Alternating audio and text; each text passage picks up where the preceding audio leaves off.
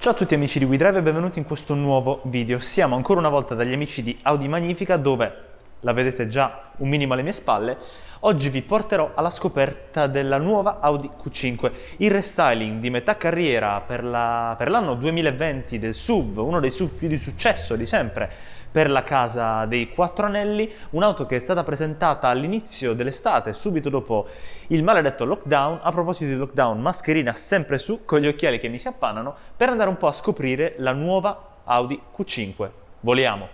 Ecco quindi la nuova Q5 2020, come detto qui dagli amici di Audi Magnifica che ci stanno dando l'opportunità di mostrarvela in anteprima. L'auto, come vedrete a breve, è praticamente arrivata pochissimo tempo fa, secondo me qualche ora fa, qui in concessionario. Guardate che bell'angolo ci hanno preparato, eleganti come al solito, e questo è il restyling come appare, con tutte le novità del nuovo Q5. A breve entreremo nell'abitacolo, ma guardate un po' il frontale, quanto risulta incattivito, con il muso molto alto, muso devo dire veramente imponente, con delle linee nette ma che sono al contempo aerodinamiche, perché ragazzi la Q5 arriva sul mercato con due allestimenti estetici. Uno si chiama Advanced, che è quello, se vogliamo, più elegante. L'altro, quello che state ammirando adesso insieme a me, è l'S-Line, che è quello un po' più sportivo. Tra l'altro penso che riusciate a vedere dettagli neri ovunque,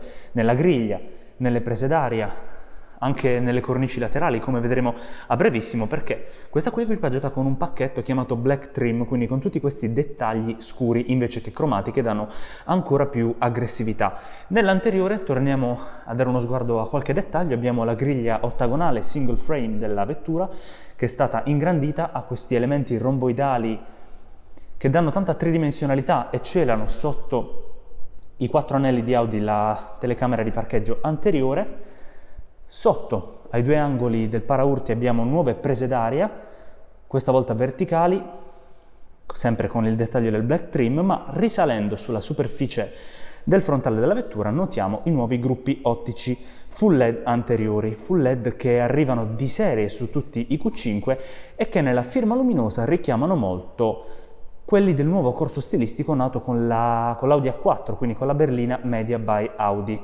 Sono disponibili, oltre full LED, chiaramente anche quelli con tecnologia Matrix. Ma spostiamoci un po', andiamo un po' più indietro per farvi vedere anche le proporzioni dell'auto nella vista laterale, che non sono molto cambiate. L'auto risulta praticamente la stessa nelle sue dimensioni di 4,62 m di lunghezza, con una larghezza di 1,89 m e un'altezza di 1,66 m. E proprio nella parte laterale mi avvicino per farvi vedere qualche dettaglio in più.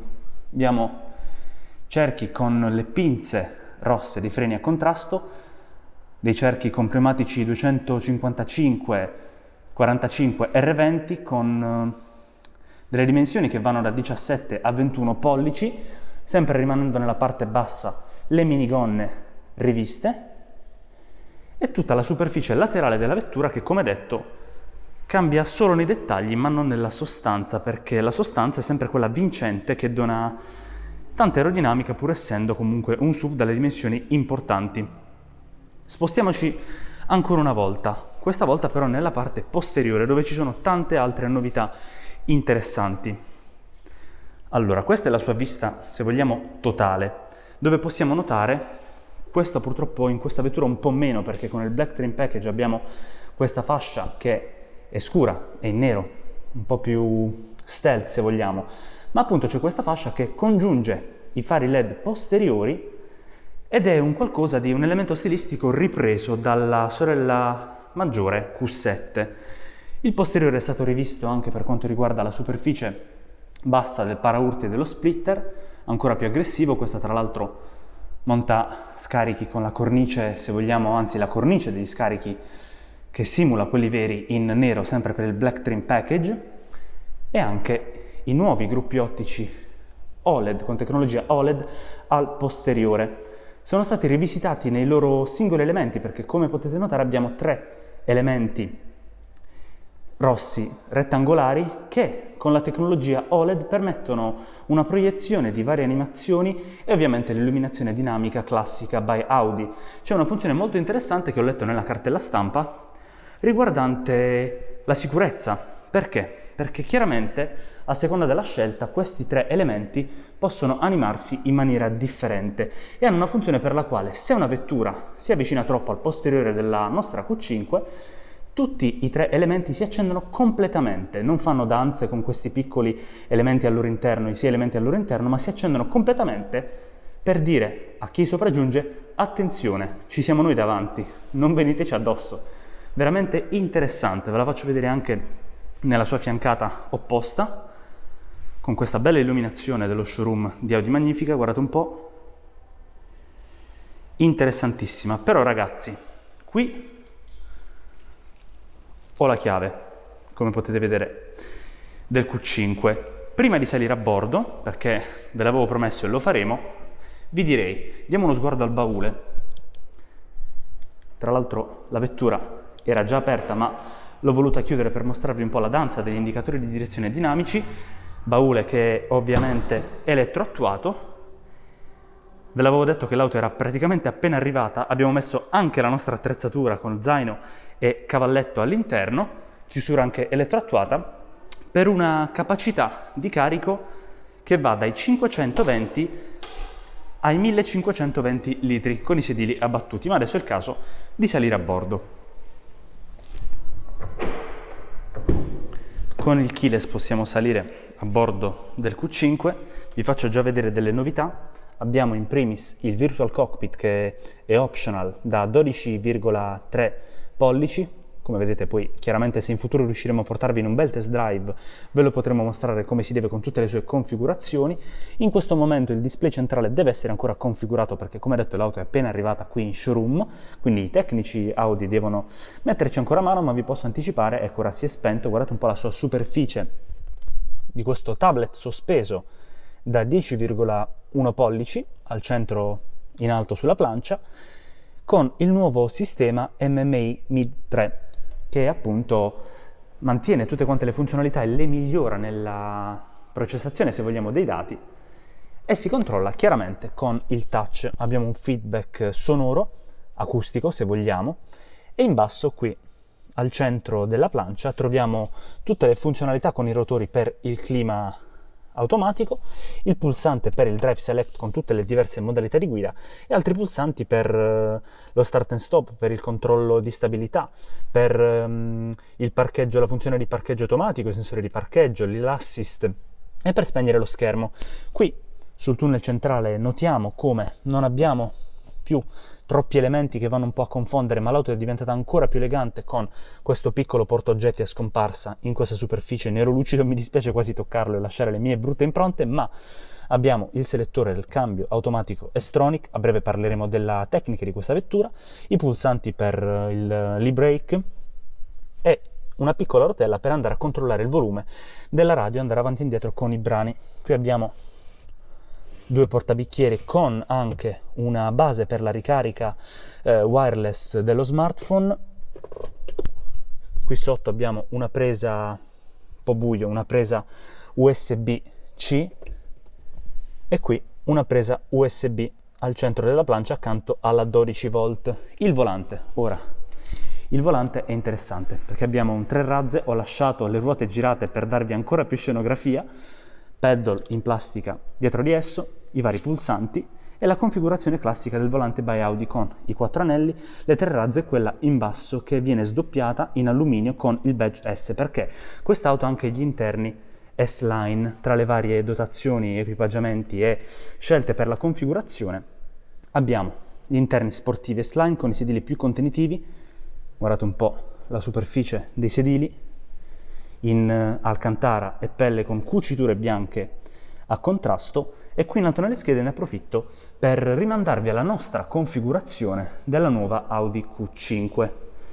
Qui in basso possiamo notare ovviamente la regolazione elettronica del sedile del guidatore, il badge S retroilluminato per quanto riguarda appunto il battitacco. Andando sulla superficie del pannello porta abbiamo qui il pulsante per aprire il baule elettroattuato e tutta la zona di comando per quanto riguarda il safe lock per i bambini, i finestrini e gli specchietti elettrici, tra l'altro misto con pelle, con le cuciture bianche, alcantara, e qui in basso delle plastiche che devo dire non sono neanche troppo dure, quindi brava Audi per questa scelta, anche se è una zona che solitamente viene nascosta. Ora voglio salire a bordo nella parte posteriore insieme a voi per testare un po' la comodità di bordo e per parlarvi anche delle sue motorizzazioni. Anzi no, prima di salire a bordo, voglio mostrarvelo, è stato attivato il sistema infotainment della vettura. Sentite un po' questo feedback acustico. Vi porteremo ovviamente in un focus infotainment del sistema MMI in dotazione sulla nuova Audi Q5 e queste sono tutte le finestre in questa brevissima preview, ma vi ricordo e vi consiglio di iscrivervi al nostro canale e di cliccare sul campanello per appunto andare a scoprire come funziona questo sistema in uno dei nostri prossimi video. Qui davanti abbiamo acceso il Virtual Cockpit, guardate un po' con la mappa, e sono salito a bordo per posizionare con la regolazione elettrica del sedile la mia reale posizione di guida per darvi un po' di contesto qui dietro, ora che mi vado a sedere. Che dire, abbiamo parecchio spazio per le gambe, 2 persone, una avanti e una dietro, alte più o meno 1,85 m, stanno comode.